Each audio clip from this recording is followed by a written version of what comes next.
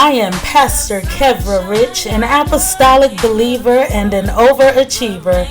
I am a daughter of the King, a sister, an aunt, a wife, and the mother of hope.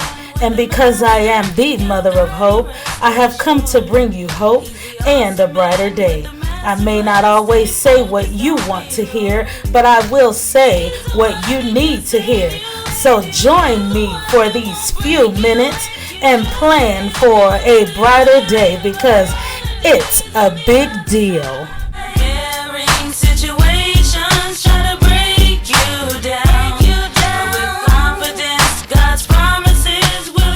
Welcome again to Brighter Days with Pastor Rich.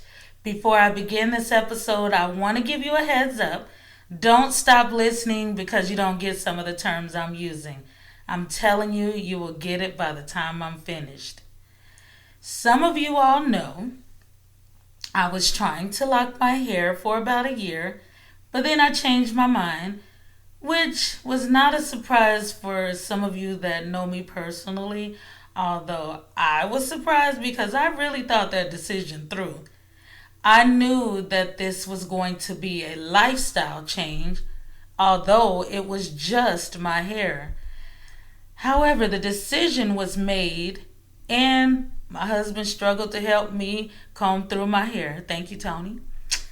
I thought I was going to be bald, but thank the Lord for YouTube. It taught me how to do it without losing a lot of hair. However, I felt like I looked awful at first. Of course, Tony was like, it's pretty. Bless his heart. Because I know what I looked like. I washed it, combed through it, and it was all right. However, I got frustrated and said, I need a relaxer. Keep listening. I'm going somewhere with this. Don't worry. When I was going to buy a relaxer, I said, wait a minute. I can't go back to my natural state if I get a relaxer. So I decided on a protective style. And of course, I thought I was cute because I just did. However, it was time to get my hair done again. I did the whole process of washing and conditioning, and my hair felt really good, but I lost a lot of hair. Of course, I Googled it and found a YouTube video that said that it's normal to lose a lot of hair after so long, and they gave a lot of extra facts. But then I was led to another video where a young lady interviewed Nigerians about getting relaxers and being natural, and a phrase that one of the people said stuck with me. She said, it doesn't matter how you wear it with courage, charisma, and presentation. I was like, ain't that the truth? I wore my locks, my bun, my wigs, my crochets, and I felt good because I had courage, charisma, and presentation. Do you realize how much time and thought went into a decision for my hair?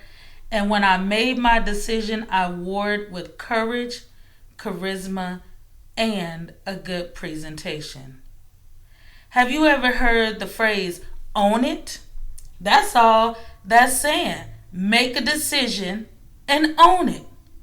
Don't be a person who makes a decision after you've thought long and hard about the outcome and say, did I do the right thing?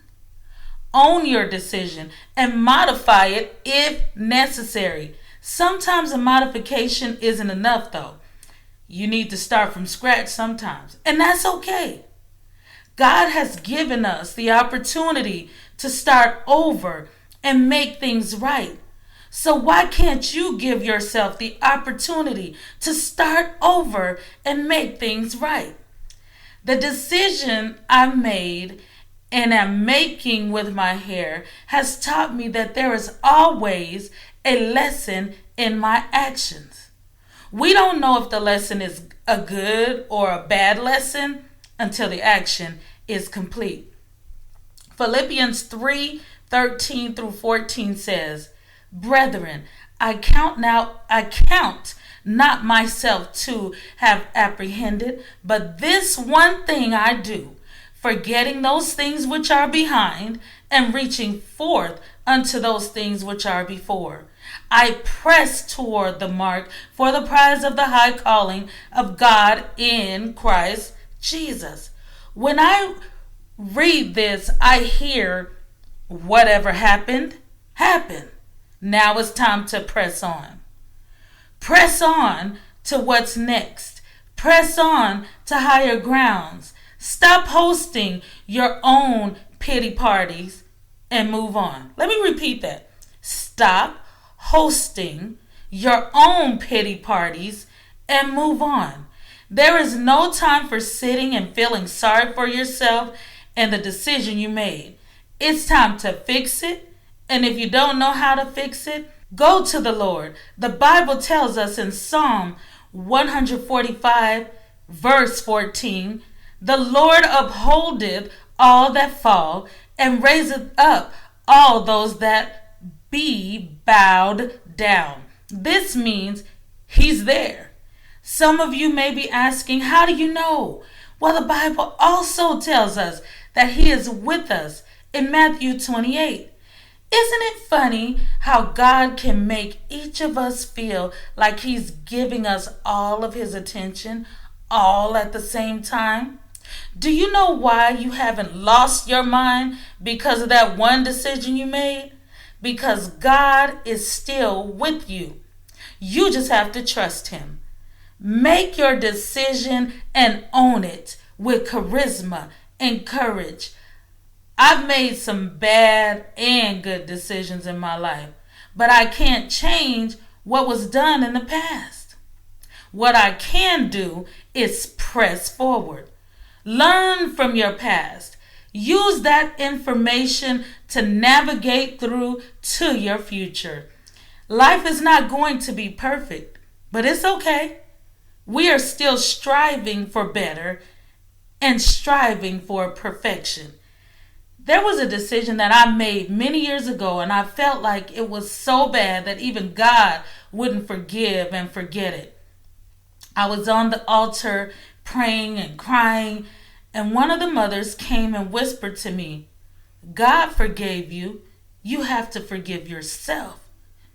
Why is it so hard to forgive ourselves for whatever when God already forgave us? We cannot carry that baggage to our next stop. Let it go and press forward. I wish I would have read the verse in Daniel 9 through 10, where it says, to the Lord our God belong mercies and forgiveness, though we have rebelled against him. Neither have we obeyed the voice of the Lord our God to walk in his laws, which he set before us by his servants the prophets. These verses are a reminder that God has given us mercy and forgiveness, even if we mess up.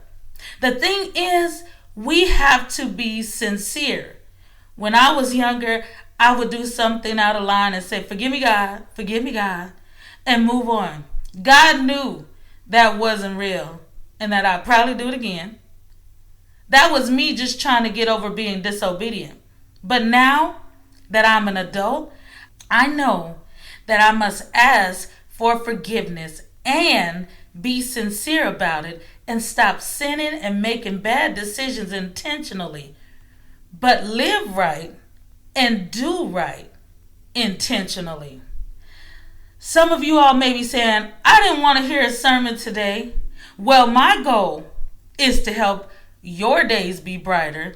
And the message is, if you make a decision, own it with charisma and courage. If it turns out to be a bad decision, get out of your pitiful state and move on. But go after what God has for you. You have to have the courage to accept what decision you made. But you also have to have the charisma to learn from it and grow. Be intentional in your decision making. Think hard like I'm still thinking about getting a relaxer. Think hard like I'm still thinking about a lot of decisions in my life. You are not alone, I promise. God is with you, and if you need me, I'll listen. I'm not here just to fuss and tell the truth, but I'm here to help lift you up. And today is your day to press forward. Leave yesterday in yesterday. What will you do with your today? If you're alive and breathing and can hear me speaking, you have time to press forward. You have a life to live. Live it with charisma and live it with courage. I hope that you have gained something from today's topic and you'll apply it to your daily life so that you can have brighter days. I hope you will join me next time and tell a friend about Brighter Days with Pastor Rich. If you have a topic that you want to address, let me know by emailing me at brighterdaysrich@gmail.com and I will add it to the list. You can also email or go to my website, kevrarich.org, to be added to the contact list so you won't miss any communication. Until next time, I pray you have brighter days every day. Talk to you later. Peace and blessings.